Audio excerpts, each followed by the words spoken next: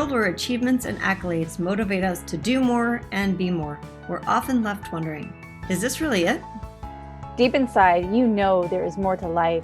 You're ready to leave behind the old, push your way through, and claim the deeper life that's calling you. That's where we excel.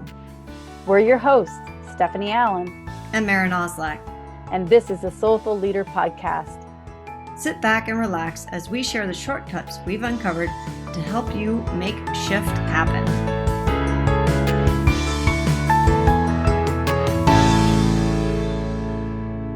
Welcome back to the Soulful Leader Podcast. This is Maren and I'm here with Stephanie. And we're talking today about control. And I think it's a huge red flag in our lives, right? The word control. We all want control. We fight for control. Control is idealized, like the person who has the most power has control. Like there's so much around control. Like who doesn't have control issues, right? If we really get down to it. Right. And that's one of the things. It's like we think that control is the answer to like all of our problems. That's if we could just get control over our lives, if we could get control over our teams, if we could get control over our eating, if we could get control over our bodies, if we, like there's this idea that control is an ideal. Mm-hmm. And I going into this conversation, I think one of the things I want to say to our listeners is this is not about an answer.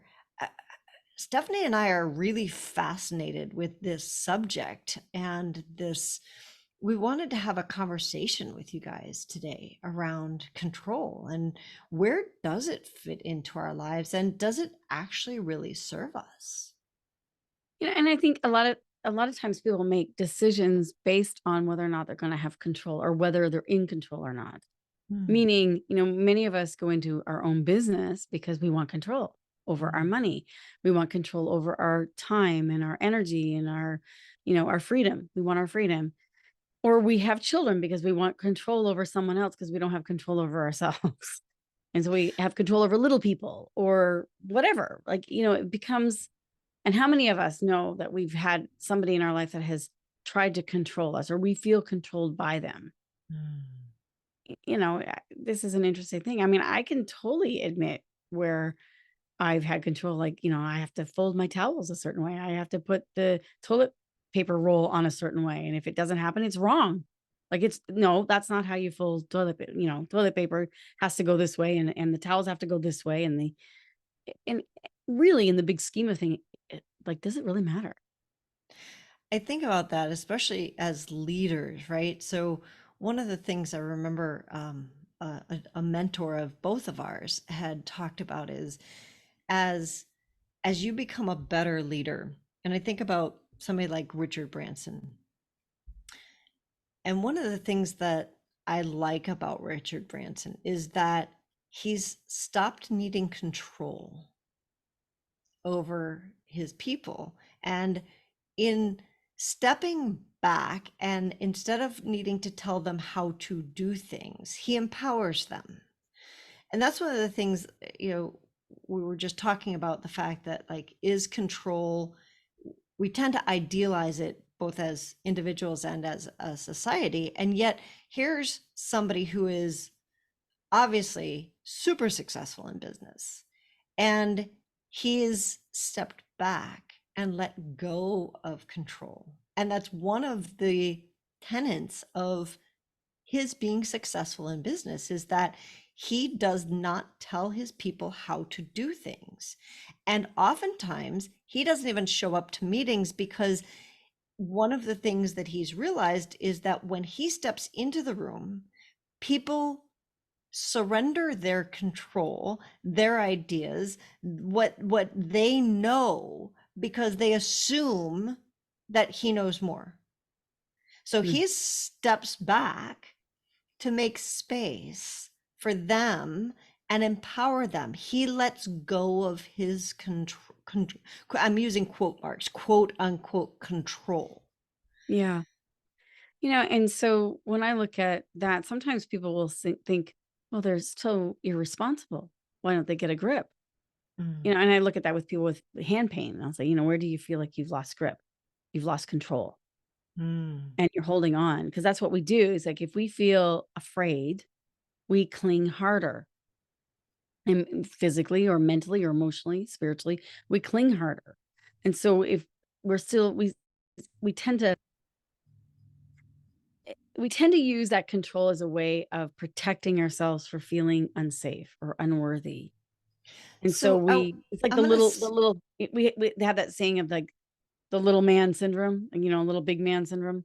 There's like someone who's small, and I'm small. I'm saying I'm small. And so, we tend to look at our stature, our outer world. Like if we don't have the money, the car, the power, the whatever, the Right. exterior. So I want to Yeah. interrupt you there because I think this is, like what does it take for somebody like Richard Branson or any of us Hmm. to let go of control, to say, you know what, it's okay. If somebody else makes a decision and they're right or they're wrong, it works, it doesn't work, whatever, it doesn't matter. It's okay. Hmm. And I think this is what you're getting at That's is, right. yeah, is it takes an internal. I have to be okay with me inside Right.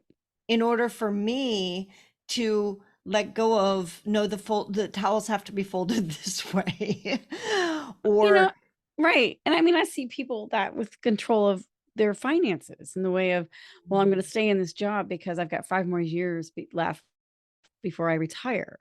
But they have no life right now. They have no life. They're miserable. It's eroding them spiritually, mentally, and emotionally. And it's taking a toll eventually physically if it hasn't already.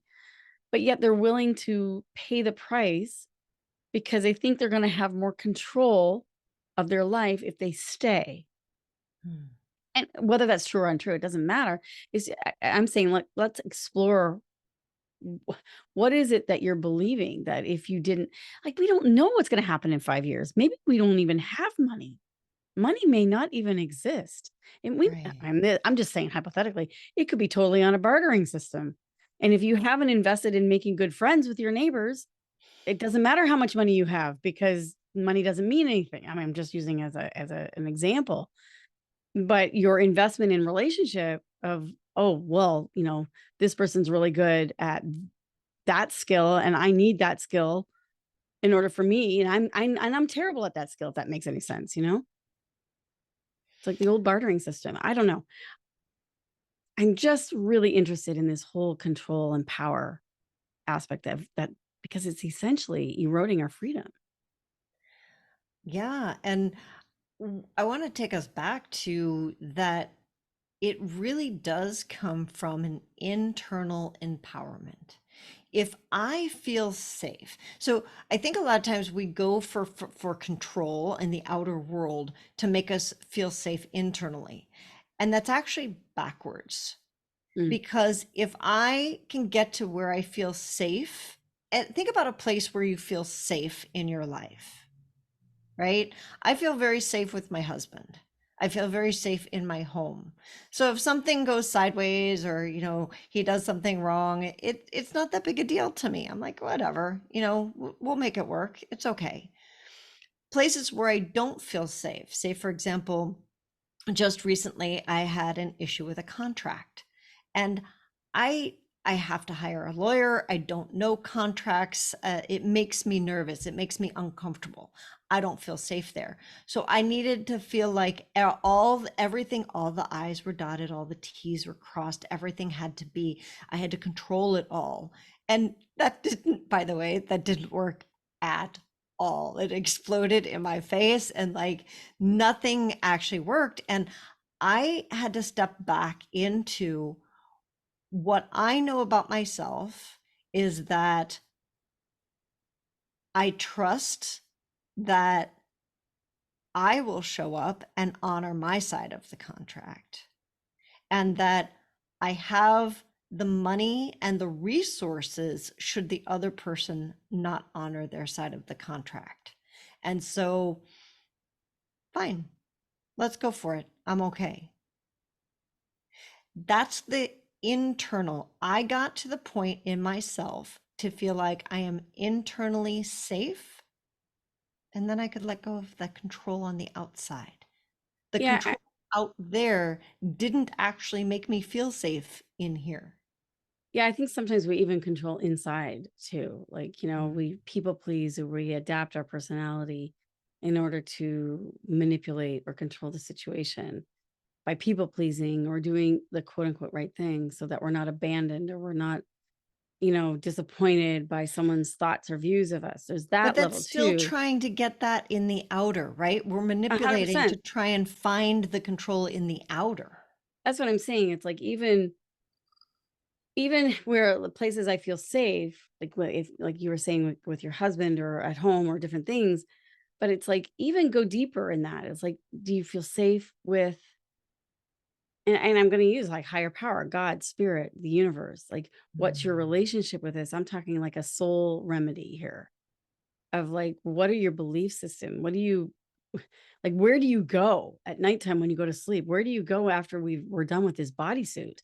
Like, what are your beliefs? And do you believe that it's like, and I know this kind of sounds spiritual or religious, and I'm Well, not saying that, but it's like they're big if I questions. if I haven't got a place to rest inside myself where I can totally feel safe inside, regardless of what mayhem or pleasantries are going on outside of me, regardless. If that place inside me isn't like a sanctuary, then I will always be I'll even be controlling myself internally to try to make the external controlled. And That's it's so just true. such a waste of energy, Yeah. such a waste of time and energy, you know? So one of the things I hear you saying is like having some sort of, I guess, for lack of a better term, a spiritual practice. Yeah, Some some sort place of where right, you yeah, can turn internally and feel safe and loved and accepted. Like, I'm whole. I'm an absolutely whole, perfect human being, right.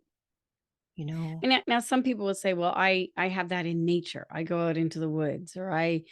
And that Beautiful. which is beautiful too, or my garden, and those are great things, but again, in an instant, we could lose those things. Again, there's Mm. still like, do you have the inner nature inside? Do you have the forest inside yourself where you can rest? And so even I guess I'm talking also your imagination. What are you imagining? Because Mm. if you're imagining worst case scenarios, then you're going to have control issues.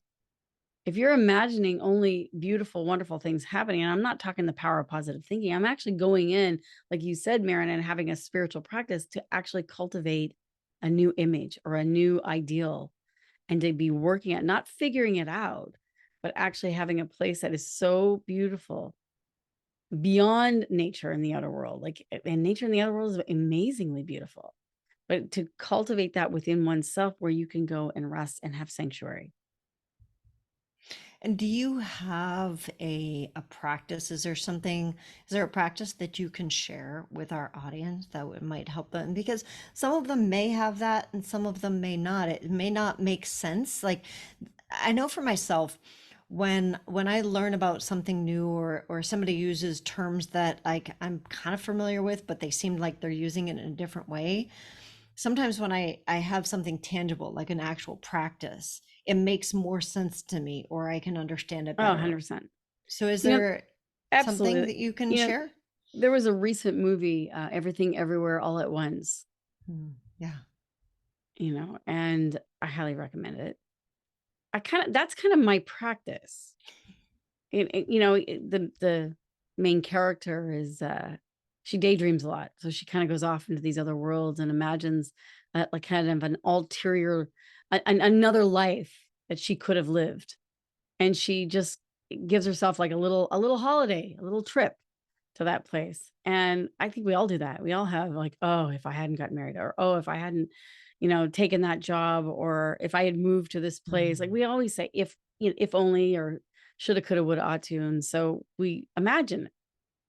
And But I then so kind of often we shame ourselves for that, right, right? right. Instead of actually making it a practice of like, what if you went to visit another version of yourself in another world.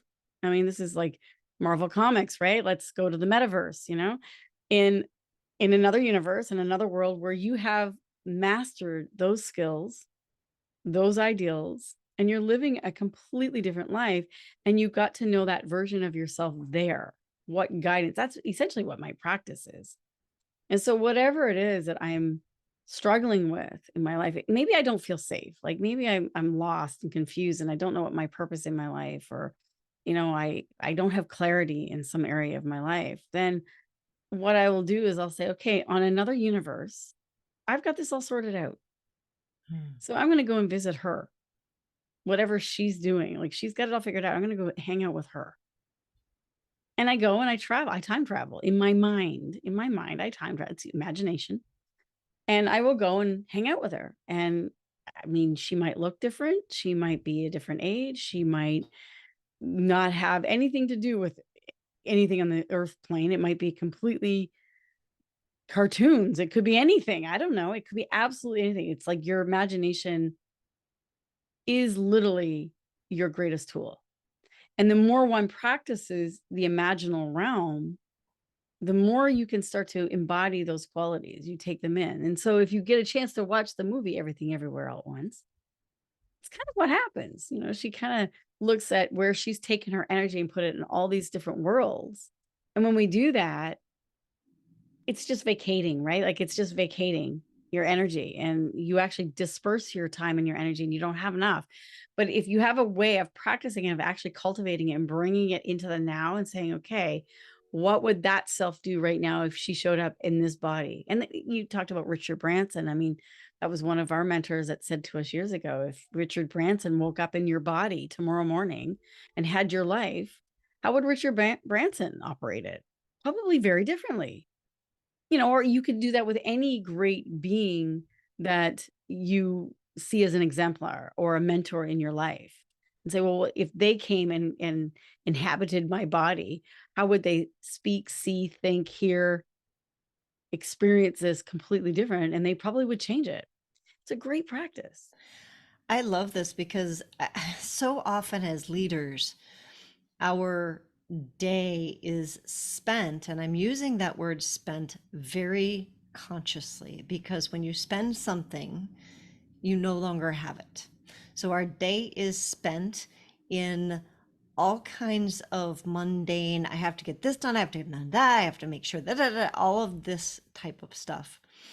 Instead of investing, again, using the word really like intentionally, when we invest in something, we get dividends from it.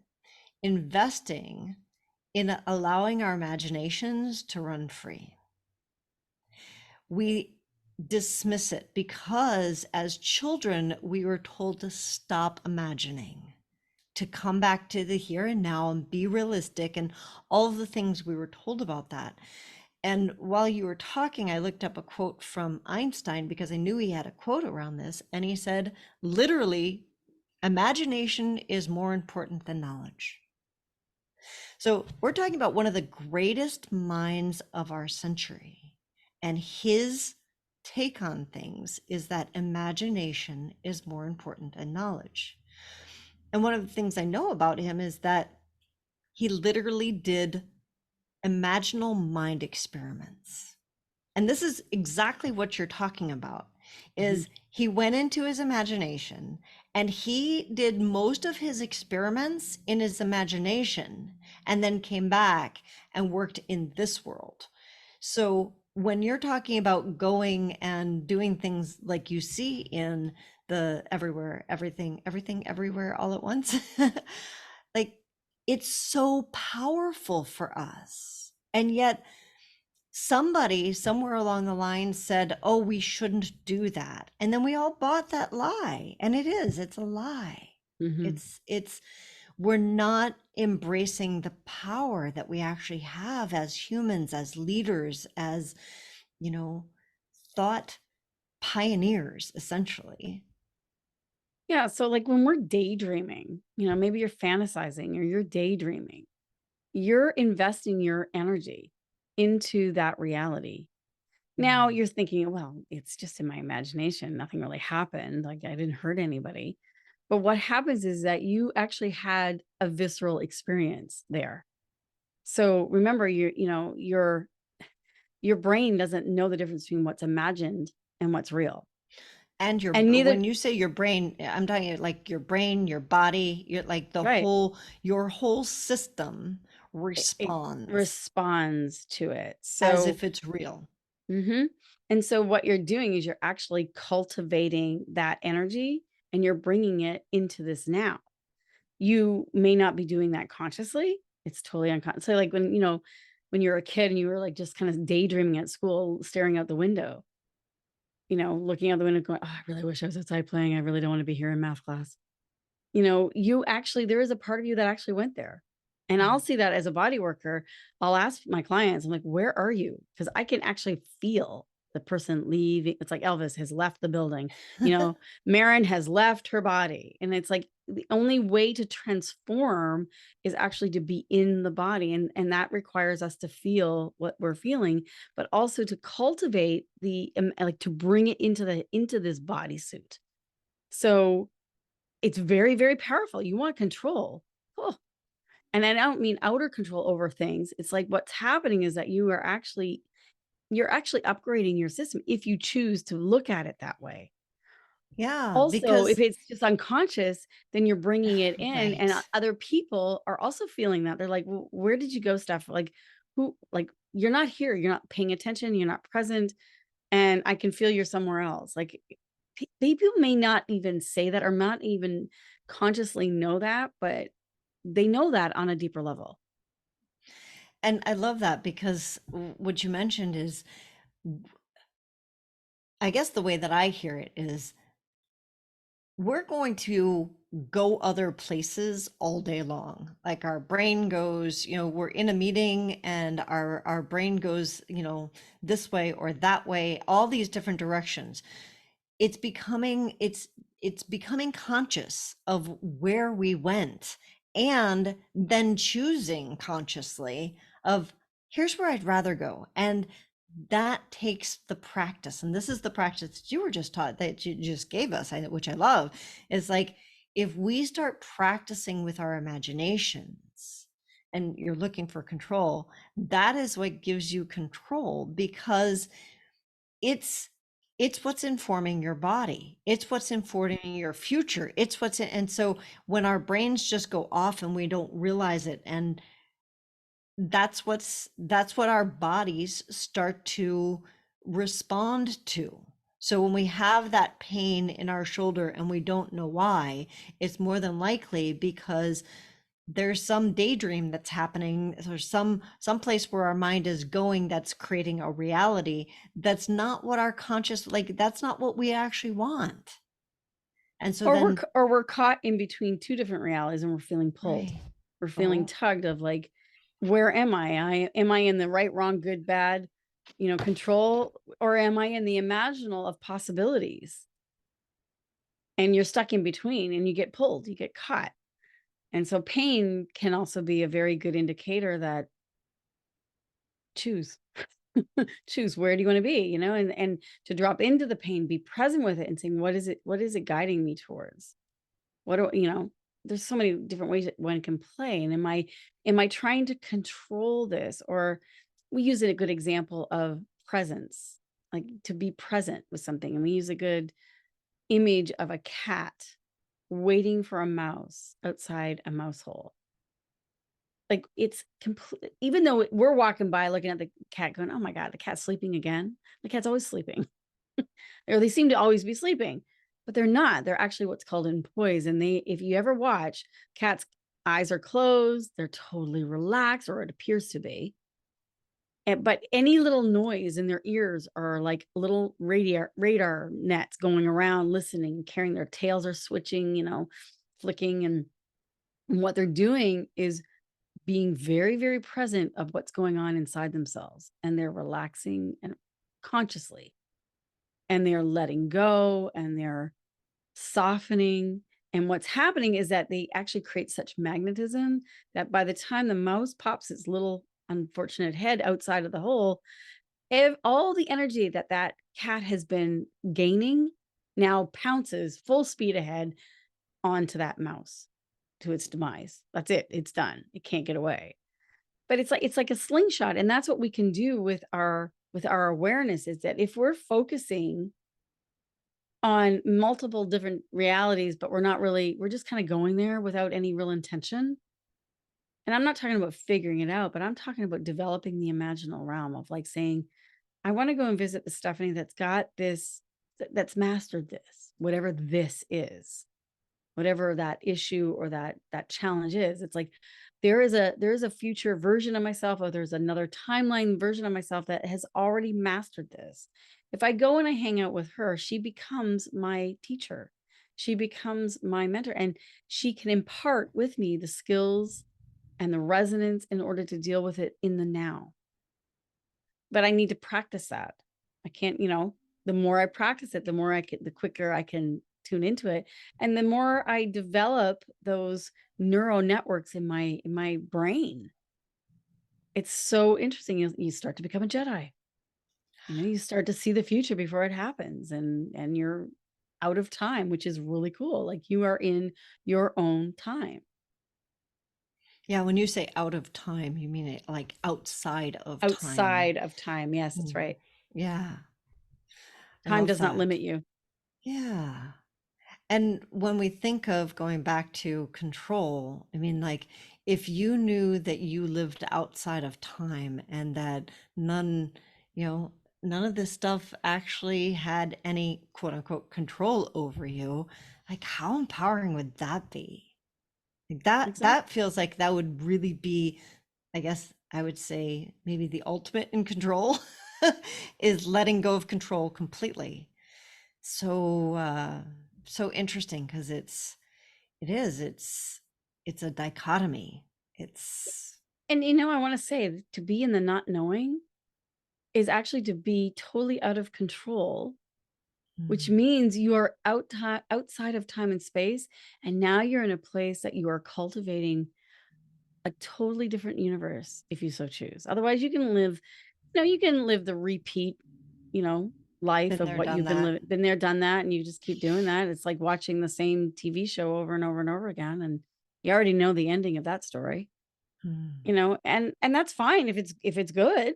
That's whatever, right? But to have a different relationship with the unknown in a way of being able to cultivate a whole new reality that is wanting to manifest through you.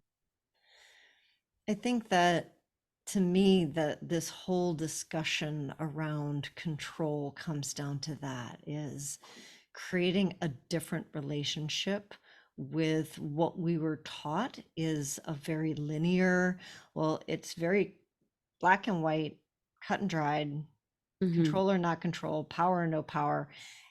And truly it's not. So, what is the relationship that you have with control? What are your thoughts around it? This is, for me, what I'll be thinking about this week, and probably you too, Stephanie. And I would invite all of our listeners to also like maybe journal around what control means to you and how might that be different if you had a completely different relationship with it, one that allowed you to be comfortable in the unknown? Hmm.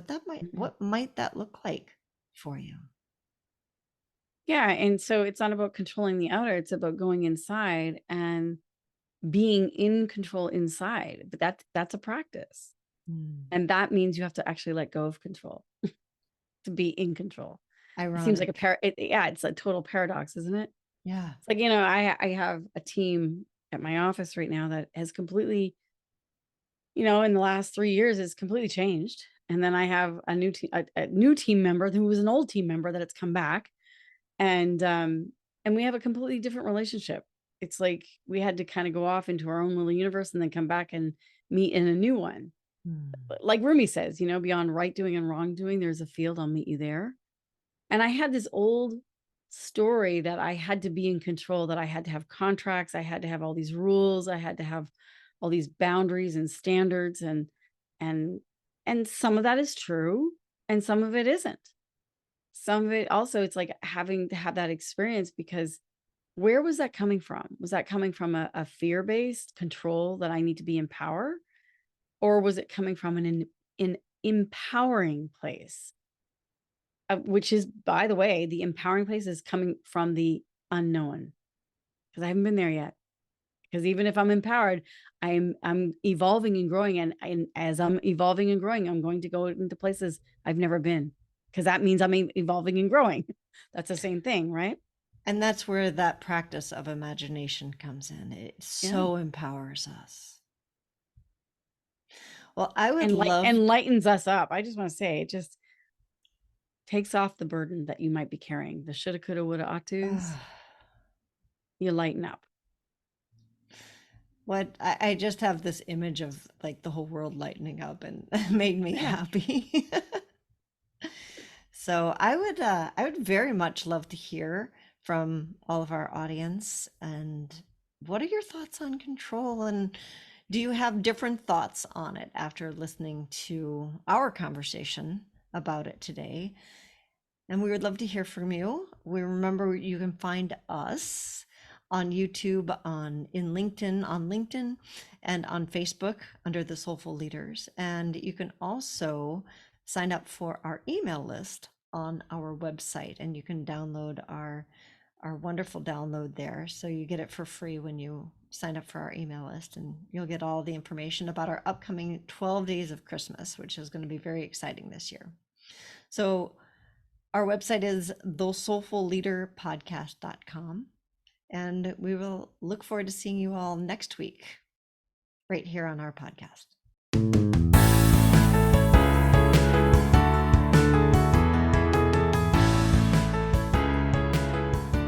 And that wraps up another episode of the Soulful Leader Podcast with your hosts, Stephanie Allen and Maren Oslack. Thank you for listening. If you'd like to dive deeper, head over to our website at thesoulfulleaderpodcast.com. Until next time.